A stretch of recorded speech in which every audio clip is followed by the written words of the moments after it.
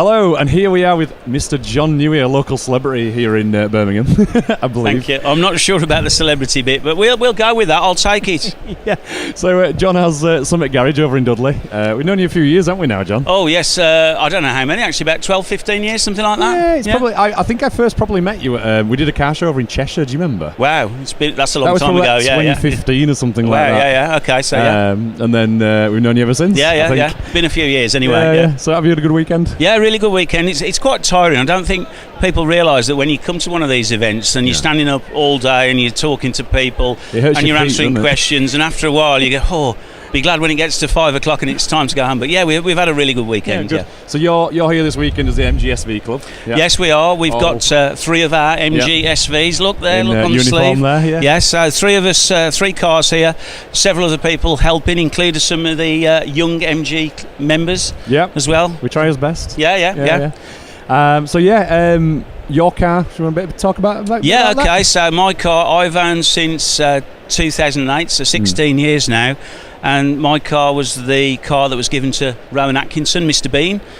He had it on long-term test for Evo magazine and reported on it in 3 issues. In normal Did he MG own that? style. Did he actually own it personally? No, he didn't own it. It was the registration document shows it's MG Sport and Racing, but it's quite well documented. It was given to him. I've got some pictures of him driving away in it, which I only acquired a couple of years ago. Somebody that we've met through the club had got them and sort of gave them to me, so that's quite nice to have with it. But that was Mr. Bean's car. I've owned it since 2008. I go to shows and events. I've done a total of about 30,000 miles in the time. It's there to drive, there to use. I like to keep it nice, but I like to take it out as well. So yeah.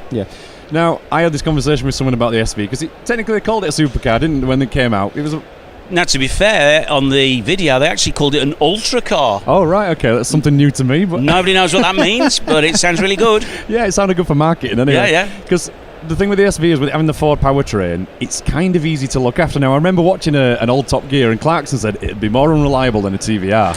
Well, I have to dispute what he said then, because in the 16 years I've owned my car, I've fitted 2 new batteries. I think 2 might be on my 3rd set of tyres, and I fitted 4 outside door handles, which are MG FTF ones, but in MG Rover Wisdom they grind a little bit off the back so they'll fit, which makes them a little bit weaker. And aside from that, I've not really had any troubles at all. No mechanical problems, no breakdowns. It's been really good. That's good. Have you got any future plans for your SV? Are you just going to keep enjoying it? Are you going to sell it? Are you well, if somebody had offered me £100,000 for it at this show this weekend, then I still wouldn't have sold it. No. And the reason being is that sounds like, well, that's ridiculous, it's a lot of money, but I just want another one. And then when I start looking at them, the one that I really like is the one that I've got. So I want to keep that one. So no future plans now. No. The thing is, there's such a rare... Is it 82 car? 80? Well, there's lots of disputes on that. It's a bit of a grey area, isn't it, if I'm honest? This is how I know it is. There's 56 right-hand drive. There were 23 left-hand drive. However, there were 5 bodies not built in the right-hand drive and 2 not built in the left-hand drive. Then there's been various body shells completed since, or still in completion. So like Chris Flanagan has built one. There's a guy called James Crow. He's got one in build.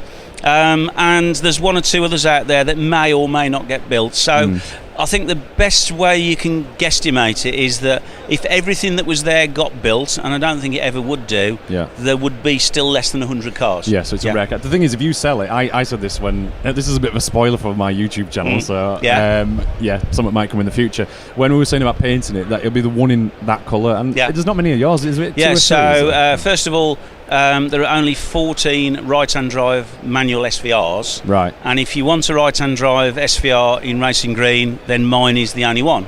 So it's, quite rare in most colours, and, sometimes if you really like that colour combination, you just got to buy it when you see it, because there's not going to be another one come along anytime soon. No. Yeah. And before we finish this, I'm gonna bring you up on the racing green. Why is it just racing green, and why is it not British racing green? Well, this is a big bone of contention, you see, because I know that somebody called Sophie put together my little note on the front of my car, and congratulations, Sophie, it's a great job.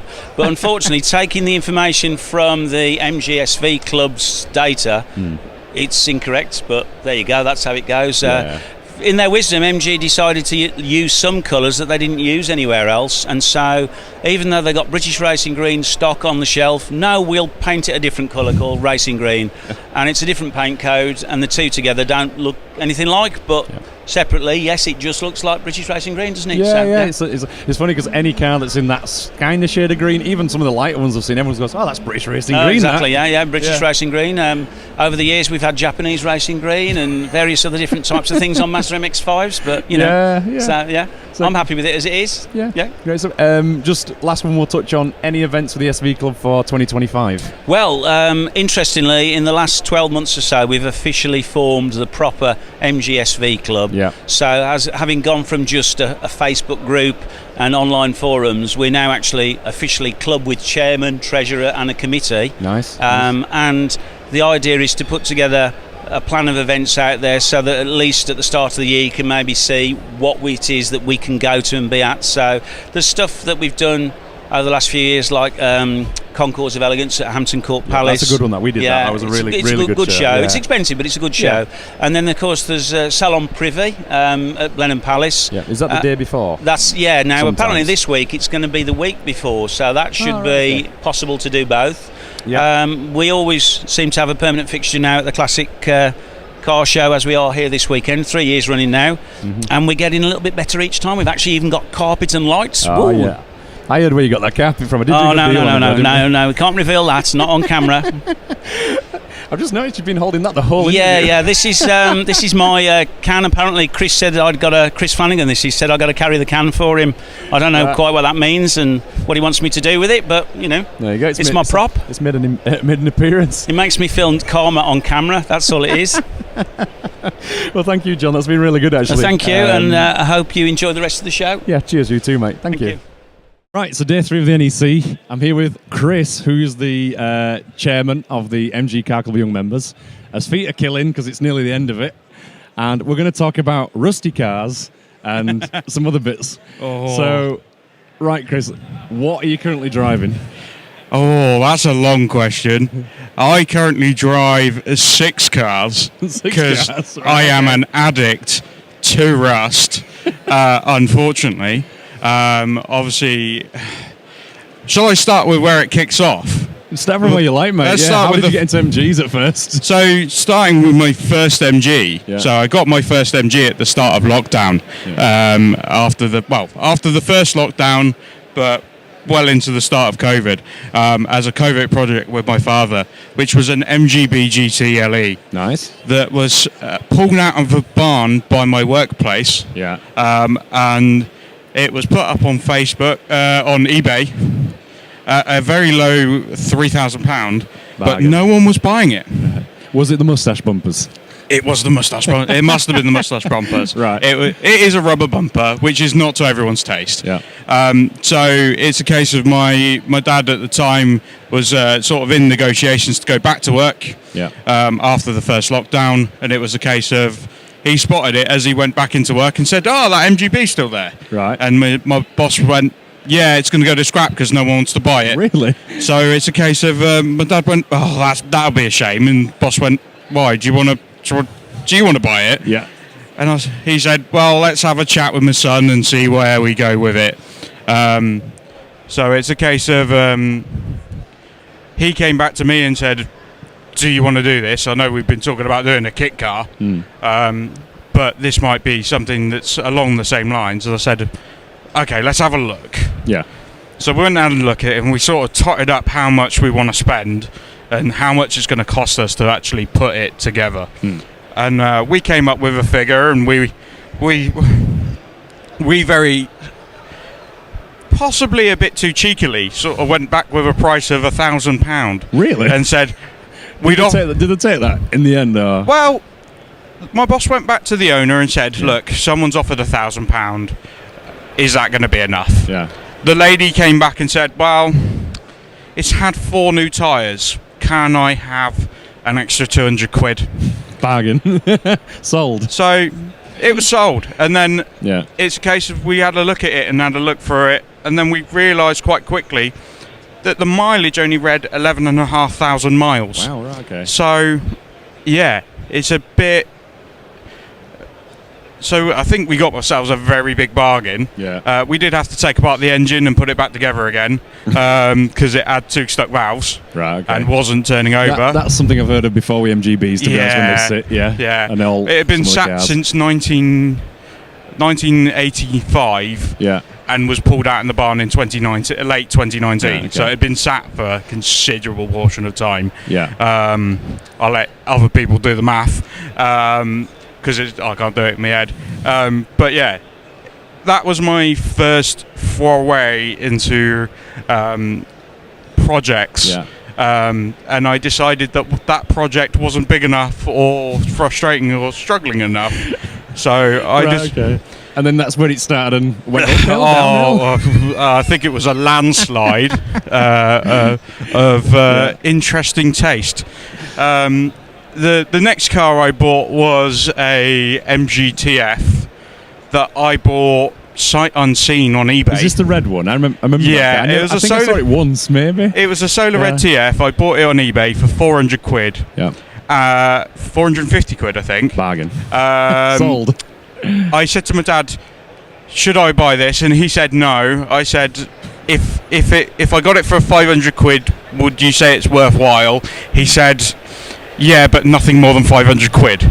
So the fact that it went for 450, clearly it was meant to be. You're in the green, that's basically, aren't you? Yeah, but then I realised it was in Abergavenny, Wales. Oh. So I had to go all the way from Abingdon into Wales to go pick it up, without ever really talking to the guy about it. Right, okay. So it ran and drive. Yeah. I had a bit of an interesting situation where the throttle pedal was a bit seized to start with. Sticky, let's say. Whereas I came out of the guy's yard onto a main road with a sticky pedal, which went from no movement, all the movement. Yeah. And which I got a bit of a quizzing about moments later when we pulled over for a second after. What, by the police? No, by my father. Oh, right. We pulled over. I that would be unlucky if it was the police. We pulled over shortly afterwards because we had noticed one of the tyres was bald. Yeah. So we went to a local quick fit straight away. My dad went, "What was that about?" And I said, "Well, no, I'm not being an absolute idiot." Family show, Chris. Family well, show. Yeah. I'm not being an idiot. Yeah. It's just that the pedal's a bit sticky. Right. Yeah. Lucky enough, by the time I'd driven it all the way back from Wales, it freed off quite a bit. But yeah, that was my second foray. So let's kind of fast forward a little bit, because I know there's a couple of the cars. And there's the big green Cucumber that we took to France recently. Yes. And there is the Rover 25 kind of GTI. Yes. So go on, tell me about that one, because I know people would probably like to see that. So when it came time to part ways with my TF, I was looking for a ZR, and ideally I was looking for a ZR 160. Yeah. I found one on Facebook Marketplace. It was 700 quid. I thought, you know what, that's not much cheaper than what I want to sell my TF for. So I offered to trade that car sight unseen, which is never do. Was it in the dark as well? Well, when you picked it up. Well, I traded it sight unseen. Yeah. The guy arranged transport for this ZR up to my house. Right. He unloaded this ZR at 9 p.m. at night in December. If anyone ever says they're going to drop off a car late at night in December, it's a red flag. It's pitch black, it's a red flag. It's a red flag. Yeah.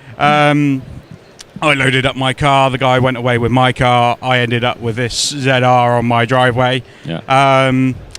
And then I got to have a good look at it the next morning. And to say I almost wept at the condition of the car is an understatement. Mike Fernie's giving you a funny look right now. Mike Fernie is giving me a very funny look, as if I... Don't tell me you cried. You would have cried. You would have cried, Mike. You would have cried. And it's a case of... I started to look through the car and started to make conversations with people as to what to do. Yeah.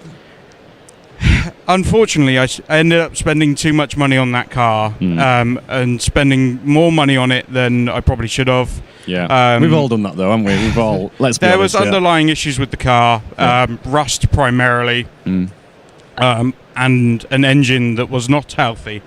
So I made the decision in the end that I was going to take the underpinnings of the car, the suspension, the gearbox, and find a replacement engine. So, lucky enough, I found, ended up finding a Rover 25, a Mark II in Firefrost Red, 5-door, lovely little car. Still has a little rust problem, but not too big. Yeah. And the decision was made to move the bits over into that and find another engine to go in it. I'm gonna just one thing on that one. You were pretty ballsy at this point because you shipped that car up to Yorkshire, where it arrived in an enclosed trailer and went on the ramp straight away. And underneath, apart from a little bit of rust on like the lower wheel arch, it was mint underneath, wasn't it? Really? So yeah. I hadn't looked underneath that car at that point.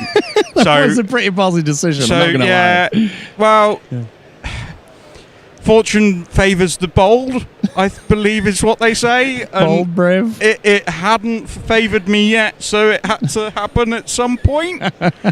Lucky enough, it has. Yeah. Been able to source a nice, a recently rebuilt engine for surprisingly not too much money. Yeah. And have that put into with the suspension and with the underpinning and the gearbox. Yeah. So now I have essentially what is a Rover 25 with all the underpinnings and an engine of a ZR160, but with the extra spice of a K-Maps remap. Yeah, so basically it looks like Grandad going to shops until you drop a gear and Grandad's gone really quickly to them shops. Well, there is a few hints that it isn't a Grandad car. Yeah. Obviously, it's sat on straights because I needed big enough alloys to go over the brakes from the 160. Yeah. And the exhaust does protrude slightly out the rear. Yeah. It's a lovely parking sensor. If it goes ting, I know to stop.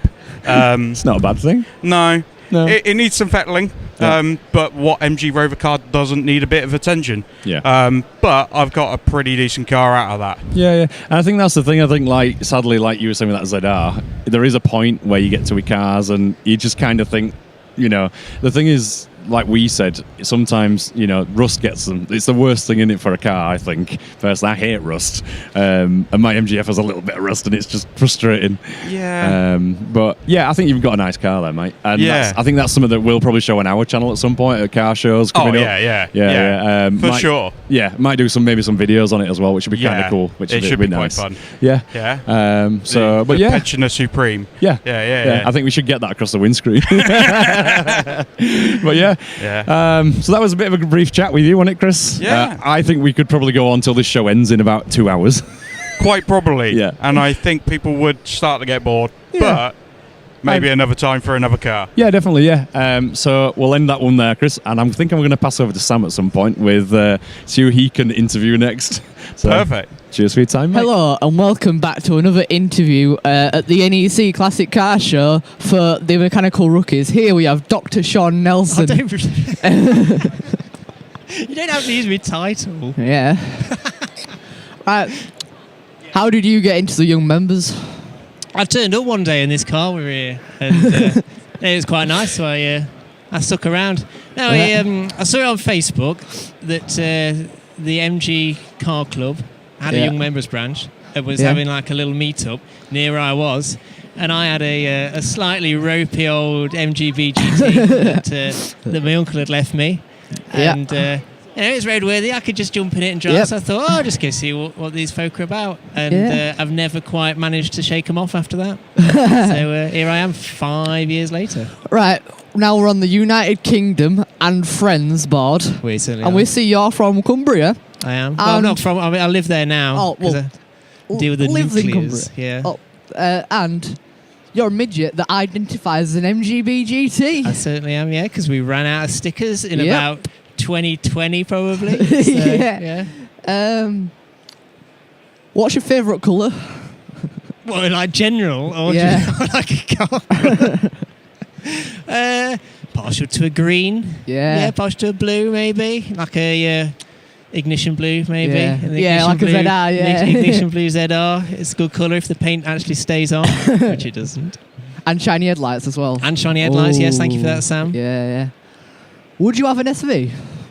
I would. I need several more pounds than I currently have in my bank account. But other than that, yeah. Now let's think about what car have you come in today? I came in Chris Taylor's mighty Rover 25. What a treat! What a treat that. Yeah. Has anyone interviewed you yet, Sam? Maybe I'm gonna like 180 this, and I'm gonna start interviewing you. Yeah. I'm gonna Uno reverse this. Yeah. Because you've got your ZR coming together now, haven't you? Yeah, I have. Your little 1.4. 135 actually. Is it 1.8? 135. Yeah. I stand corrected. I do apologise. I wish it were 160, but I don't want to sound like a diesel. That's with true. Yeah. The VVC rattle. I quite like it. You know. Just, is my car running? Yes, it is. Yeah. We'll crack on. That's called my Trophy Blue Mark 1 that I tried to sell to Mike Fernie, but I didn't want 400 quid for it. Fair enough. Yeah. How's it coming along now? Have you done the paint on it now? Is it? No, mechanical work is sound. There might be a video on there actually. Actually, no, there won't because I didn't film any of it. You kind of have to do that, to do a video. Yeah. So mechanical work's done. Engines in. Engines running. I did all that in a week actually. Yeah. Because there you are. I've got nothing better to do, guys. A fast turnaround if you get your work done by Mr. Sam over here. Right. Give us the timeline for it then, because you bought it for, was it £400? 250 quid. 250 British. And when was that? Like 1st of October 2023. So it's still like current prices then. It's not like these old boys that would buy a car for I paid £3 for it. £3.50 and a bag of Haribos. Exactly, yeah. Yeah. I mean, so you bought it £250, £250, and it needed the what doing to it? It had holes in the arches, probably the size of a tennis ball. Oh, okay, slightly bigger than the usual holes there. Yeah, I mean, not discounted the wheel hole, of course. Yeah. Well, the holes in the wings, it was like an exhaust tip off a Subaru. Because they're like massive. Right. And then, what else? Oh yeah, the top of the wings had rusted off of the actual wings, and it is still connected to the bumper. Right. So we got there, and the bumper fell off, which wasn't very good. When you say I only paid £250 for it, originally it sounded like a bit of a bargain, but now I'm beginning to wonder why you paid any money for it. It was, it wasn't. It should be at the scrapyard, really, but it wasn't, because... Was it like a canvas to develop your technical skills on it? Yeah, well, if I didn't have that car, well, I don't think I'd be here. Yeah. I won't be talking about it now, would I? No, very true. Yeah. I'll be talking about 160 with a knackered head gasket.